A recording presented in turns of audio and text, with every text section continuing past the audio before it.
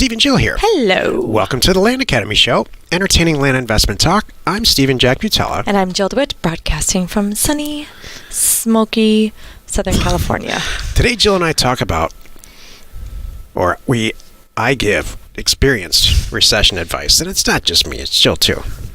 How many recessions have you been through? Well, let's see. I'm 22 now. So women are obsessed with just being younger than they are. I know. I was watching a movie You know that what? day. That's what this show's going to be about.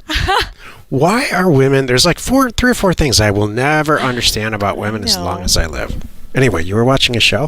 Well, I was watching a show the other day, and Jane Fonda did that exactly. She's like 60-something, and she was pretending she was 40-something, because someone made a comment. She goes, well, that's silly. That would have been I was 6, kind of thing. So, It's just silly. Yeah, I know. Jane Fonda, of all people. I know. She's gorgeous, and I know. She always has been. 70. Shucks. She always has just looked like... Every time I see her on TV or whatever, I'm like, geez. Yeah, it's kind of funny. So we should move on to another topic, because this is probably the least favorite topic for most women, is talking about our age. Okay. Thank you. I'd rather talk about a lot of things. Like what? Finish it. I'd rather talk about how my jeans fit than my age almost. I don't know. Okay, so that's why. Why? Is it biological? Is it biological? I don't know, because you know what? Because everybody I've ever talked to is the same way. I can control how my jeans fit. I control my clothes. I can control my hair. I control all kinds of things. My makeup, whatever. There's things I can control, but I can't control my age. Do you know those wrinkles? Trust me, I cannot. But why do you care? Why do you care about wrinkles? I don't know. It's just something. It's a girl thing. I swear to God, you get better looking with age. Thank you. I'm not joking. I don't know. It's a girl thing. But anyway. I think it's biology. Move on. All right. Guys have stupid stuff, too. What's a guy thing? Give me one, please. What is one thing that you just go, gosh, man? Well, my muscle mass is rapidly decreasing every year. Okay. I'm not happy about that, but I can control that. I understand your control point. Thank you. No, you're right. I can't think of anything. Thank you. But it's just like, I don't know. Point taken. I guess I can control everything. And the stuff that I can't control, like getting older and with aging, with memory loss and all that stuff, not how I look. I don't care about that, obviously. It's all dual gender. Why do you say obviously? You look great. I have a t-shirt on. Okay. Obviously. You know what? At this age, honestly, I never really did care about how I look. I've always considered myself as like one notch above average. And I've always been happy with that. Is that what you strive for? It doesn't matter. You know what? Women don't know this. My goal is to be a solid 6. What the heck? Why would you? Well, Steven, you're nailing a 6. Congratulations. What the heck is that? One notch above average. That is very far from my goal. So here's the thing. If I have to worry about 17 things to accomplish, like looking good is one, I have so small amount of control over that. No matter what I do, I'm going to look plus or minus 10%, plus 10% or minus 10%, as good or as bad as I look. That's what women don't understand. All right. As gussied up as a woman can get, she looks 10% better than when she wakes up in the morning. 10% and nothing. And if she's sick in bed with the flu, then that's minus 10. Yeah. Then that's it. Hope. That's the whole range. All right. Thank you. So I choose to build a balance sheet. That's what I focus on. You know what? My balance sheet is way more above average than my looks. All right. I have to say your balance sheet looks good on you.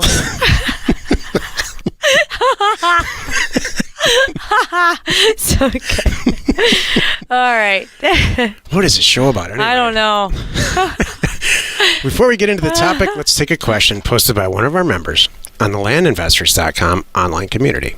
It's free, and as you're listening, please drop your questions into the comments section below on YouTube specifically. Walden asks, I got a signed offer returned for 10 acres in Elko, Nevada for $1,000. That initially sounds awesome. $100 an acre. Yep. No, what did it say? No back taxes, but number one, while the property has an easement, the dirt roads have eroded away. So there are no visible roads with the property. Number two, there's a non-functional trailer on the property. What do you guys think? Selling comps are around $300 to $400 per acre, but larger properties, 40 plus acres with clear dirt road access. These are all extremely positive things. Do Yeah. you know Walden? You know a lot of the new members. I don't know Walden. No, and I'm not worried about this. No, it's the greatest thing ever. Yeah, Having an old broken down trailer on a piece of dirt that you're going to buy, in most cases, is an attribute. It's a really positive thing. So you got that going for you.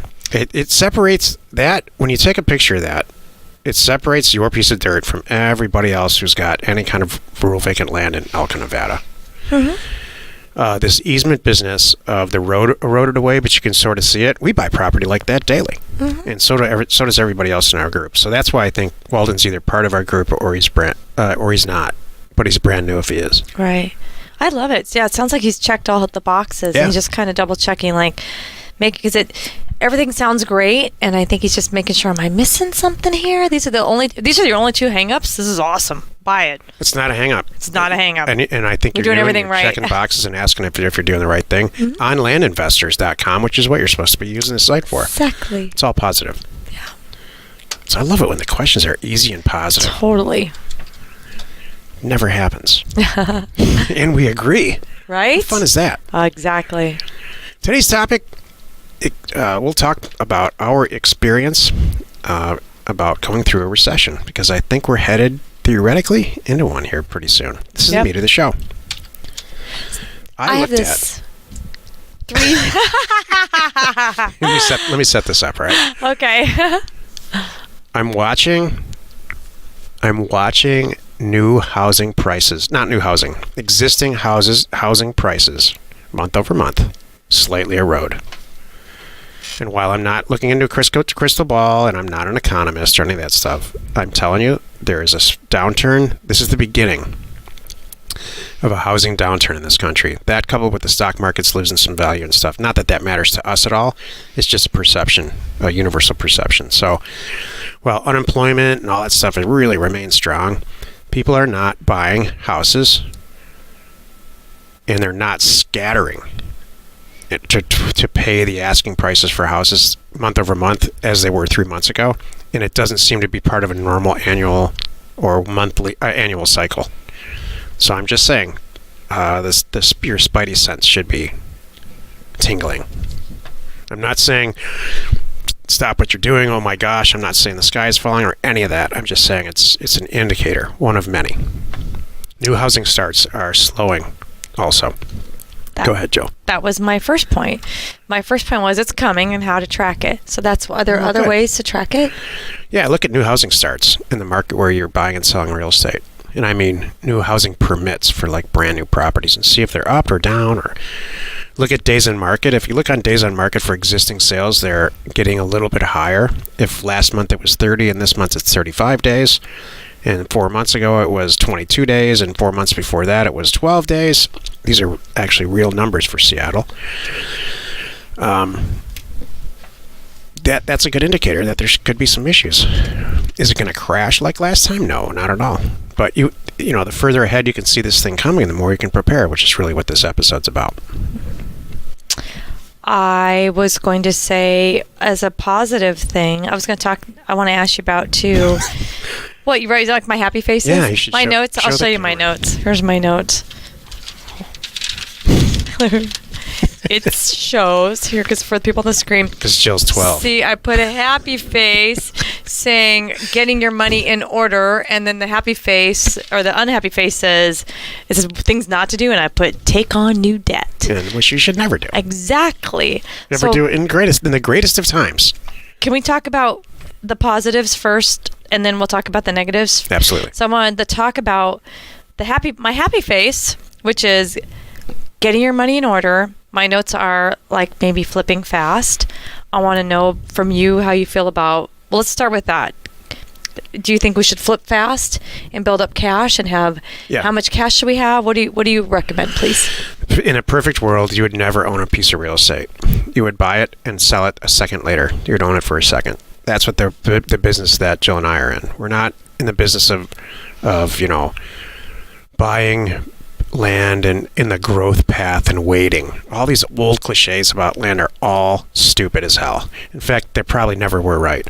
The only cliche you need to understand and realize about land is buy it cheap. Buy it less than it's worth today. Don't pay market value and wait. That's the silliest thing I've ever heard. Buy it cheap now and resell it immediately. So your goal should always be, not just in a recession or heading into a recession, to liquidate.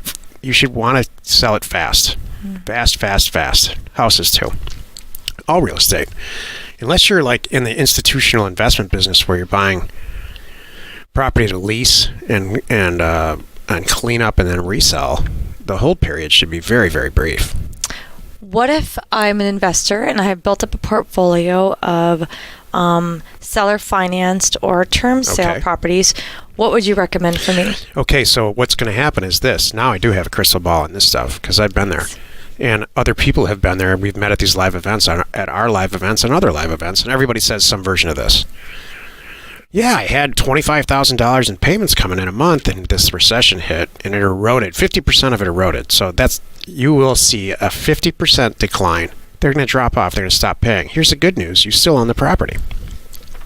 So you just resell it. Maybe you resell it for cheaper. Chances are you got your money out of it already because they've been making payments and they just dropped off. So you're going to win there too. You just keep it on the market though. What do you recommend as far as property versus cash? What percentage I see it coming. How much cash should I have sitting available and how much property should I have sitting available? And I'm assuming you have a reason why I want this cash sitting available. Yeah, so, and this is not recession specific, this is always. You should always have very little of both. You should have all your cash working for you in some acquisition process, and you should theoretically have property sold within a week of when you buy it, or preferably before you buy it. Well, Steve, how the hell do you do that? How do you manage to, constantly own no property? You need to have buyers in your back pocket, which is what Land Academy 2.0 is all about. Or not all about, but that's a pretty substantial part of it. What do you think about... You need to be taking orders for home builders and for infill lots and other wholesalers so you just sell the property immediately. What do you think about having cash on hand? Because as this market takes a little bit of a dip, because it will at some point, we know that, to use it to buy property even cheaper? Yeah, I mean, here's what happens. In a recession, you buy it cheaper, but then you sell it cheaper. The retail/public doesn't buy as much real estate during these times, but we're all investors here. Mm-hmm. So, yeah. Thank you. I mean, there's always huge capital amounts available during a recession. So if you yourself don't have that much money, and this goes for any time too, the more I talk about this right now, the more I'm realizing that these recession practices or pre-recession practices are really just the same thing that you should be doing anyway. It's true. But you should lower the price that you're buying real estate for dramatically. We were buying $200,000 houses for $25,000, Jill and I, in the last recession, and reselling them for $60,000. Right. I would like to add, on a personal note, getting your own personal finances order. You know what? Let's start. That's the killer. Thank you. That's it. This is all about what we talked about so far was all as a business, as an investor and what you're doing with your business and being ready for it. But what about your personal life? Get these credit cards. If you don't have these credit cards paid off, hurry up and get these stuff paid off. That's you know what? Best advice ever. Man, maybe make sure your cars are paid off. Do we really need that, $500, $600, whatever crazy amount it is, car payment? Do we really need that? Especially if you're an investor working from home. So think about that. Buy a car for cash, let's be smart. Get rid of these credit cards. Downsizing's not crazy. I mean, we've done it many times, and now I won't go back. We look at this when we personally look at properties. We know what we can afford, and we look at these big, ranch properties. I'm like, what would I do with that? It's stupid. Right. I don't need 8 rooms I'm not going to go in. Yep. That's dumb. I don't want that. So here's how I live my life along the lines of personal finance. I assume I'm going to wake up tomorrow and half of my revenue is going to be gone. And I've been doing this since I was in accounting. let's say my salary got cut in half. I walked in and, can I afford my rent? Would it change my lifestyle at all? And the answer is no. And so that's the best piece of advice from a personal standpoint that, from an old guy to young people. If it all comes crashing down and you've got half of it coming in, or even let's say 30 or 40%, it's going to change your life at all. Right. Or do you have a plan? So if that happens, just have a plan. You're right. But Jill's right. Tertiary debt's just silly. Yep. That's all, that's not good. Yep. So back to my unhappy face on my notes, which is things you shouldn't be doing. From experienced people that have been through recessions, don't take on new debt right now. Don't be running out. Even though the interest rates are awesome and you can afford it at your job, don't be doing that stuff. What please. do you mean, Steve? You just said the only way you can grow and scale your business is to take on debt. No, I didn't. What I said was take on a partner. You find a great deal. You don't have the cash. It's a $25,000 deal. It's worth $50,000. Easy. You go on to Land Investors, talk to the people there and say, I've got this great deal. It costs $25,000. I know it's worth $50,000. I'll get in. We can get in and out of it in 35 minutes. Yep. So you take a partner on and you split the proceeds. They fund the whole acquisitions. It goes as planned, and you guys split the $25,000 profit. Oh, Steve, that's awful. I'm going to leave $12,000 on the table. It's $12,000 you're never going to have. Somebody told me a funny saying recently. It said, "Do you want?" It's something that has to do with grapes and watermelons. I heard it in a movie. Grapes and watermelons? Yeah. All right, I haven't heard that one. Do you want half of a watermelon or none of a grape? Oh, all right. What you can afford as a grape and what you can afford with a watermelon. I like that. As an investor, a brand new investor or a seasoned investor, and let's say I have $5,000 in the bank. This is what happens. I see a lot of new people do this. I did this when I was brand new. I've got $5,000 in the bank. Well, I guess I can only afford $5,000 worth of property. No. Mm-hmm. You can afford $100 million worth of property right now if you know how to buy it cheap. The whole key is to learn how to buy it cheap. Then go out into our group on Land Investors and say, I've got these 35 great properties. I've been tracking a deal. Jill and I have been tracking a deal with some new members that are shining stars. This guy found on the East Coast $250,000 property, doesn't have the cash, who cares? Right. Gets another guy in our group to fund the whole thing, and they're going to make about $2.5 million together. So you have to start thinking that way. Mm-hmm. Forget about the money. Beautiful. Yeah. That happens in a recession, too. But Jill's dead right. I wasn't even intending on coming on for this episode at all and talking about personal finances, but that's the killer. Yeah. When you have a mortgage that's crazy expensive, and you'll see a dip in revenue. Crazy debt. And then you're all stressed about that. Then you can't go to work, can't get the deals done. That's the real problem, is your personal stuff. Yep. Be smart. Be prepared. Thank you. Well, you've done it again. You spent another 18 minutes or so listening to the Land Academy show. Join us next time where we discuss the MLS, Multiple Listing Service, land listings, the pros and cons of that. And we answer your questions posted on our online community, landinvestors.com. It's free. You are not alone in your real estate ambition. One notch above average. You will never hear a woman say that. I wonder why that is. Oh, sweetie. Sweetie. I'll help you later. I've always wondered what that is with this aging thing. Oh, gosh. Please be sure to hit the subscribe button to stay up to date on our podcast. Like us and comment on what you would like to see in future shows. And if you're listening on iTunes, please rate us there. We are Steve and Jill. Information and inspiration to buy undervalued property.